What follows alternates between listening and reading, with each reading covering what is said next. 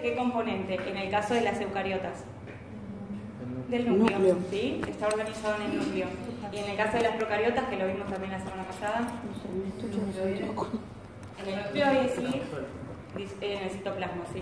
Bueno, P53 es guardián del genoma, ¿sí? Es una proteína que va a intervenir en todas las fases de la división celular. Precisamente va a intervenir en dos fases que tienen que ver con el crecimiento, ¿sí? Y la división celular. Entonces, en esa fase, ¿cómo va a intervenir? Va a resguardar el genoma. ¿Qué quiere decir esto? Va a activarse P53 cuidando el genoma y en el caso de que haya alguna anomalía en ese genoma, detiene todo el proceso. ¿Sí? Entonces, por ahí, por ese lado, puede generarse una apoptosis, que es una muerte celular programada. Claro, solamente ¿sí? de la célula. Claro, sí, en las células. ¿De qué otra forma te lo imaginabas vos?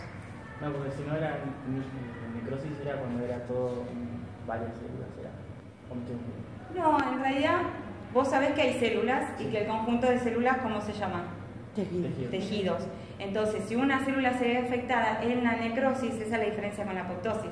En la necrosis, cuando esa célula pierde el contenido bueno, ahora me van a decir por qué, ¿sí? Las causas, contamina el resto de las células. Entonces sí contamina el tejido en sí. Pero en el caso de la apoptosis, la célula muere, ¿sí? Pero muere de una manera en que después viene el macrófago, las fagocitas, y no contamina a sus células vecinas. Esa es la diferencia entre las dos.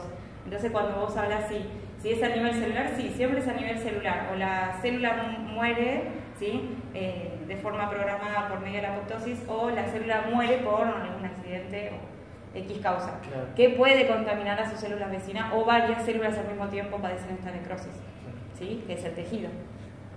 Bueno, y esa es la de P53. Después, ¿cuál era la otra pregunta?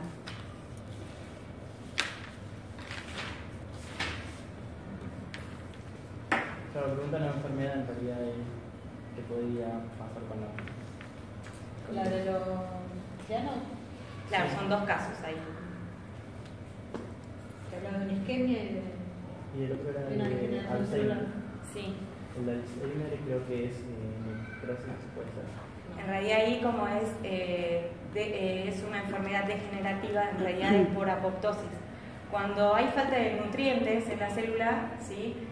Desde ya todo nuestro organismo y todas nuestras células tienden a un equilibrio, tienden a resguardarse de cualquier mal, ¿sí? O sea, si de alguna manera se ve un desequilibrio, va a tender siempre a buscar ese equilibrio para seguir sobreviviendo, ¿sí?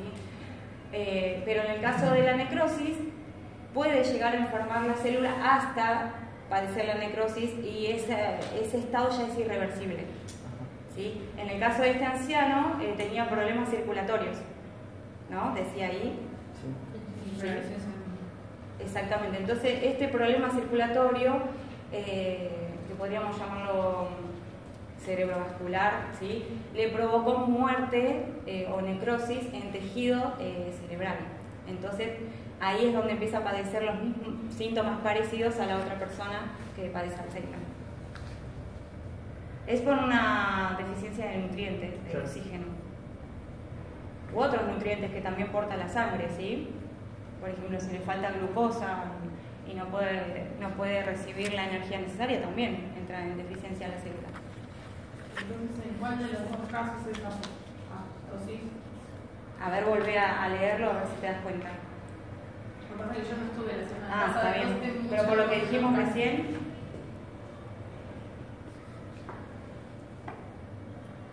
La Alzheimer es apoptosis. ¿Es apoptosis?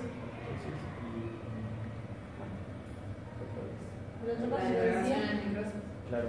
Sí. ¿Por qué habla de la isquemia? ¿Qué decía el otro caso? Uno es de Provocado por problemas navegación y el coronarios. otro es el Claro, de... navegación Sí. sanguínea. O sea, Bien, uno claro. debe haber sido derivado de un cardiólogo, supongo. Bien, sí. Y el otro se quedó con el neurólogo. Bien. Bien, esa es la respuesta. Bueno, después, ¿qué seguía? ¿Qué preguntaban? Las causas de la muerte celular por necrosis. Ah, y dar ejemplos, ¿no? Ajá. Yo ya les dije una recién. que es con... Un accidente cerebrovascular. Exactamente. Pero ¿por qué la célula padecía la necrosis? Bueno, Por Acá falta dice de por qué. necrosis puede ser una infección. Una infección Que afecta cutánea, el puede metabolismo ser. celular. Sí. Por falta de Una oxígeno. bacteria. Sí. Y algo que tenga que ver con un agente, por ejemplo, tóxico, nocivo, puede Claro. ser. Sí. Sí. Como el que vamos bien siempre cuando llamamos al EP, pues era el... Ah, yo te expliqué lo Sí. del detergente, Claro. sí, que puede cuando se descaran, sí. Incluso cuando una persona está mucho tiempo postrada en el hospital, también se le produce la necrosis del tejido En las epitelial. escalas. Sí, Sí, sí. sí, sí. Son como quemaduras. Claro, bueno, las quemaduras también es un accidente también que puede provocar necrosis en la célula, ¿sí? Por eso hay primer grado, segundo grado de quemaduras. ¿Y la radiación solar? También. ¿Sí? Cuando te vas a la playa y te quemas mucho, Palito de la selva. ¿sí? ¿No se han quemado hasta sacarse cascarita? Eso es ¿Sí? muerte celular. Sí, muerte celular. Bueno, así hay un montón de causas. ¿Cuál sería la otra? La de las Los eritrocitos. ¿Por qué lo rojo pasaba al capilar? Sí. Puede ser porque es Como algo que es más grande traspasa el capilar. Sí. porque es anuclear, ¿no? Puede ser por eso. O el citosol, el citoesqueleto. Claro. Sí. ¿Se acuerdan que yo les dije en la clase pasada que justamente el eritrocito perdía su contenido típico de una célula al salir de la médula ósea y entrar al torrente sanguíneo? Bueno, se producen en la médula ósea, eso después lo van a ver bien en histología, pero todo lo que tiene que ver con células sanguíneas se producen a nivel de la médula ósea de los huesos, ¿sí? Cuando tienen que salir de la médula ósea y entrar al torrente sanguíneo, a los vasos sanguíneos, ahí es donde se produce esto que tiene que modificar la estructura del eritrocito para poder entrar a un lugar con un diámetro menor. La pregunta era esa, ¿cómo lo puede hacer pensando en el citoesqueleto, no? Y si el eritrocito no tiene microtúbulos, tiene otros componentes del citoesqueleto, de todas maneras, ¿cuál es la función del citoesqueleto? Citoesqueleto, sí. El sostén y qué más. Darle la forma, ¿sí? Hay células que son estrelladas, células que son cilíndricas, ¿sí? Bueno, esta forma que es, ahí lo aclara, que es ovoide, ¿sí? Se va a deformar y de esa manera es como que se, vamos a decirlo vulgarmente, se achicharra, ¿sí? Y se mete por el capilar y después vuelve a su forma normal, de esa forma. Entonces, todos los componentes del citoesqueleto que van a ser, por ejemplo, los filamentos de actina, que están en la membrana, van a tener que despolimerizarse, hacer como más pequeñita esa célula y después volver a su tamaño, ¿sí? Ese es el modo en que atraviesa el capilar. Tiene que deformar su estructura. Hay enfermedades que tienen que ver con la estructura del eritrocito y que después tienen una disfunción en esto del transporte de oxígeno, ¿sí? Tiene que ver con esto de mantener la forma, si mantiene o no la forma, y cóncava. Bueno, y la otra, la de las imágenes.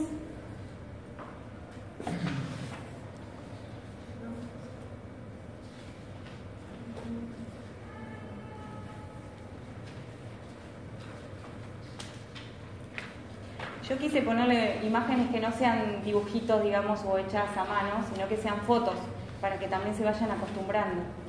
Sí. ¿Cuál es? Ah, porque no estaba en la impresión. Claro, yo lo vi en... No, porque yo lo imprimí. ¿Qué hacer con esto? Identificar y nombrar los componentes. Bueno, yo creo de esta, lo que pasa es que ella no tiene la referencia acá arriba, pero figura es lo que está acá arriba. Esto. ¿Qué hay que ponerlos? No, La célula de división no eran los Estructuras Sí, microtubulares. eso, el uso mitótico. Este es el uso mitótico. Estos son los... Bien, ¿qué tiene el espermatozoide? Bien. ¿Y esto que es un paramecio? El paramecio. Ah. Sí. Sí, ese organismo unicelular que se ve en una partecita es lo que yo le mostré en esa imagen chiquita que tenía el pizarrón, con todas las siglas. ¿Sí? Entonces, esas serían las respuestas. qué organoide microtubular o qué componente de microtúbulo está en la imagen. ¿Y esto? ¿Se dan cuenta? En el segundo serían los cilios. No, en el segundo. En la tercera día. No son centríolos. En la tercera sí, cilios.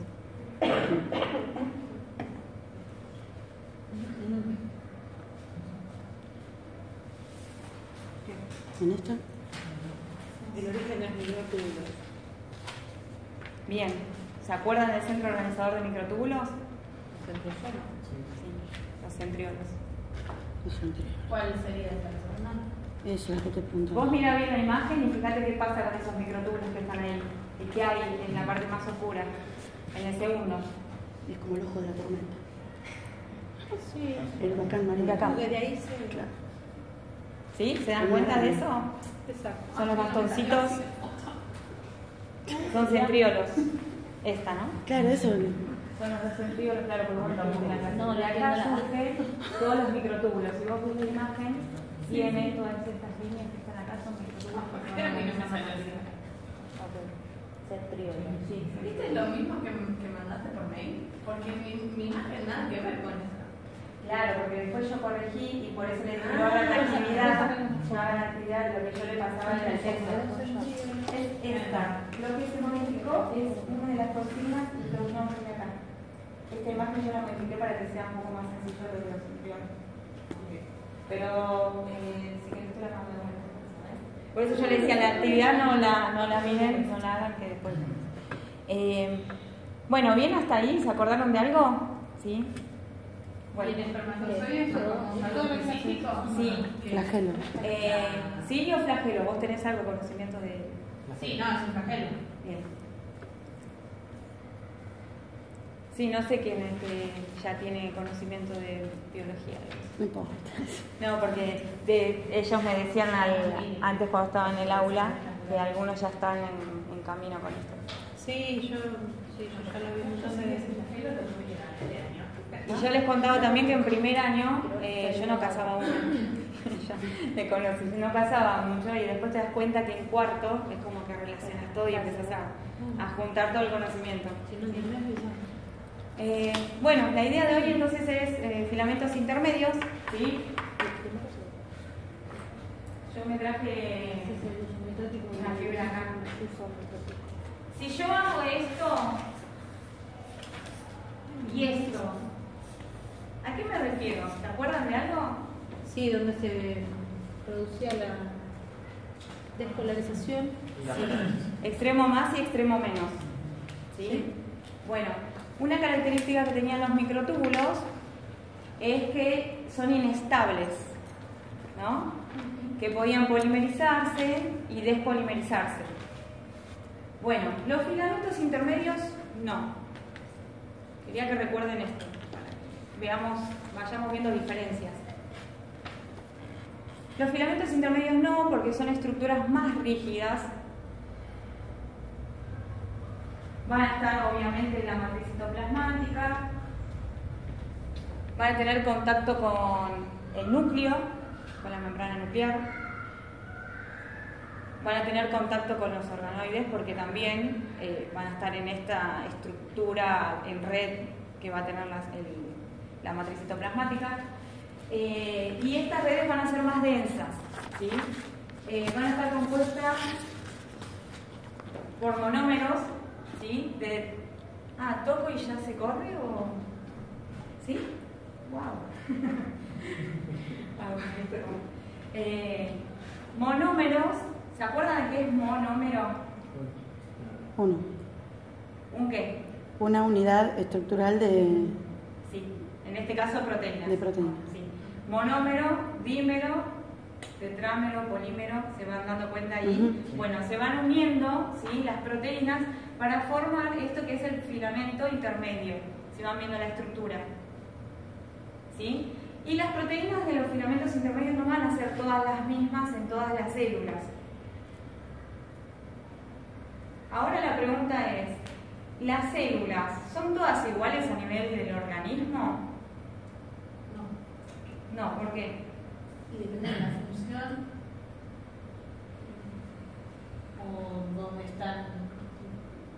ubicadas en el cuerpo. Bien. Sí, ¿y la forma? Y también es distinto. También No es lo mismo una neurona que un glóbulo rojo. Bien, sí. ¿Alguno más que quiera aportar algo? ¿Están de acuerdo con eso? ¿Sí? Todo nuestro organismo está compuesto por somos organismos pluricelulares, ¿sí? Por ejemplo los seres humanos, ¿no? Y todos los organismos que son pluricelulares.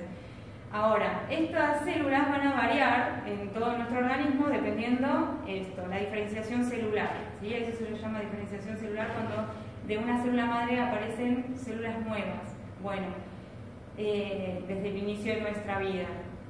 Estas células van a variar y por lo tanto va a variar su función, ¿sí? Depende de dónde esté localizado, qué tejido conforme y qué órgano conforme, y también va a variar su estructura. Bueno, lo mismo en los filamentos intermedios. Todas las células no van a tener el mismo tipo de filamento intermedio, estos van a variar.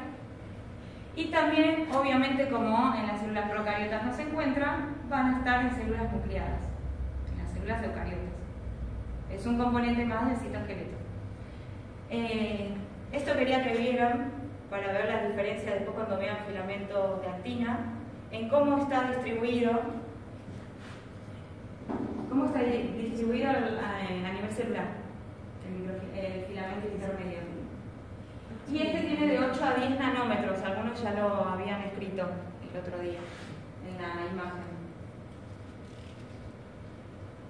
Acá se van uniendo también distintos tipos de proteínas y les detallo acá este cuadro que es importante. De todas maneras, ahora pueden tomar apuntes, les aconsejo tomar apuntes para que vayan como analizando lo que van escuchando, pero yo les paso la diapositiva para que ustedes tengan. Incluso en las páginas anteriores está lo de microtúbulos, así ya les quedan los tres en la misma. Bueno, dijimos que es un grupo heterogéneo porque no son todas las mismas proteínas que van a conformar estos filamentos intermedios. No tienen polaridad. Si no tienen polaridad, entonces no tienen dinamismo. Son apolares, ¿no? Esos que no tienen polaridad. Eso hace que sea más estable, a diferencia de los microtúbulos y filamentos de actina, que luego vamos a ver. Por ejemplo, en las células, ¿sí?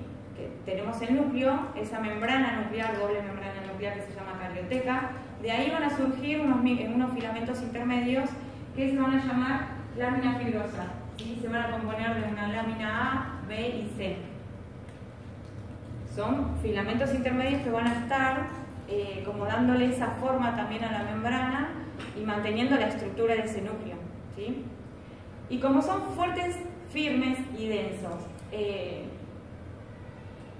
se imaginan cuando piensan en una célula con filamentos intermedios que le dan firmeza, que le dan una estructura?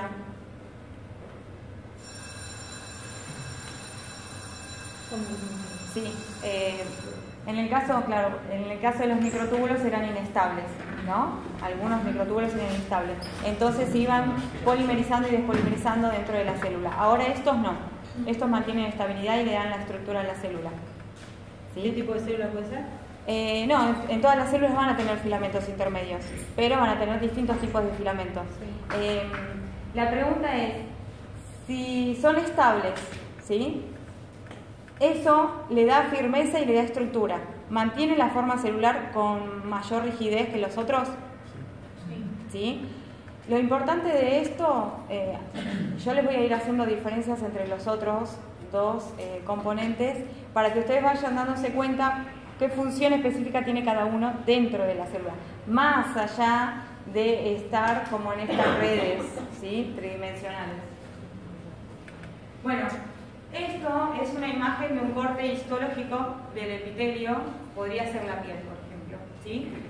En este caso digo que es la piel porque tiene queratina, ¿sí? Y nuestra piel tiene queratina, es un tejido que es muy estratificado, que tiene varias capas de células, como ven acá. Esta es la queratina, ¿sí? Y estas son las capas de células. No se ve muy bien la imagen, pero son muchas células en capas. Y esto que ven acá es toda la parte de un tejido conjuntivo, se le dice, ¿sí? Que es la parte de relleno y que a la vez va a nutrir, porque va a estar ligado a capilares, va a nutrir al resto del tejido, ¿sí? Del corte del tejido. Si bien acá están las células, pero se van a nutrir por medio de este tejido, ¿sí? Ahora, dentro de este tejido van a estar estos filamentos. Si nosotros, o sea, dentro de cada una de las células que conforman este tejido van a estar estos filamentos intermedios, como todos los otros componentes del citoesqueleto. Lo importante del epitelio es que, por ejemplo, va a tener citoqueratina, y justo está relacionado con esto, que tiene queratina, ¿sí? Este es el caso de los epitelios. Por ejemplo, si hay tejidos mesenquimáticos ya va a tener bimentina, si hay astrocitos o neuronas ya tienen otro tipo de filamentos intermedios, ¿sí? Astrocitos y células de Schwann tienen que ver también con las neuronas y con todo el sistema nervioso, ¿sí? Son células que van a proteger, van a cumplir funciones específicas dentro de todo lo que es el sistema nervioso. Y, por ejemplo, acá va a haber otro filamento intermedio que en el músculo, que es de desmina, y lo que ya dije de las láminas fibrosas del núcleo.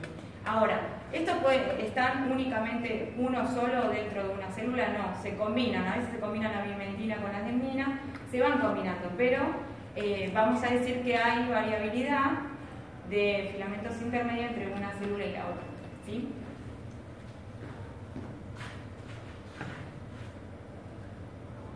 Ahora, hay un método que se llama método de inmunohistoquímica. Inmuno porque se le agrega un antígeno, ¿sí? Un anticuerpo en realidad, a este preparado, ¿sí? Un preparado patológico. Se toma una muestra de tejido, ¿sí? Y se examina en el laboratorio.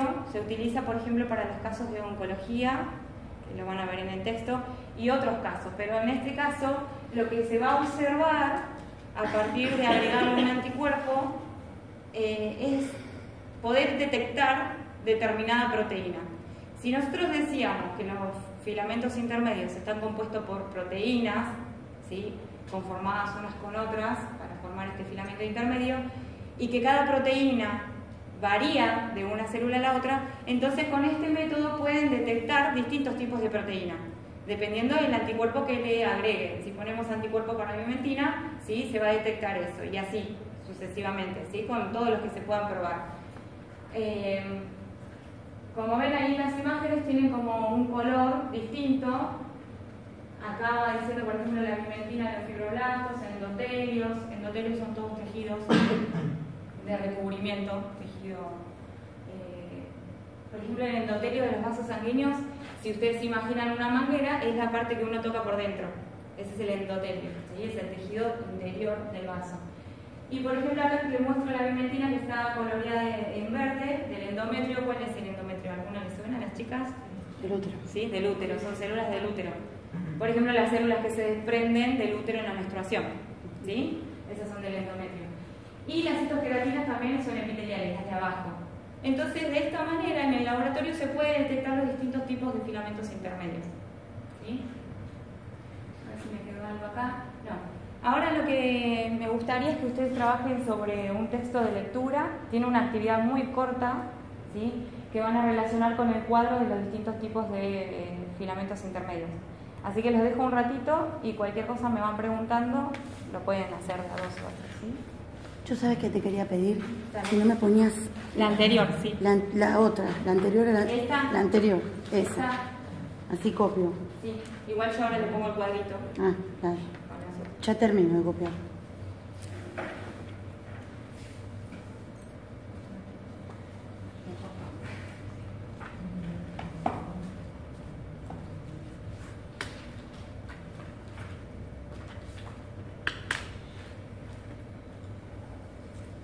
Cuando termines avísame si pongo el... Sí.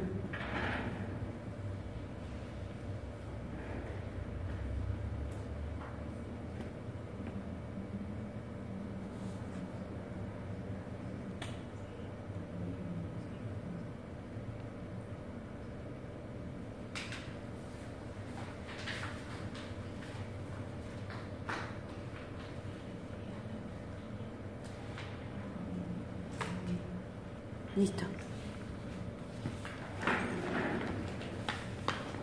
Ahí les dejo el cuadro.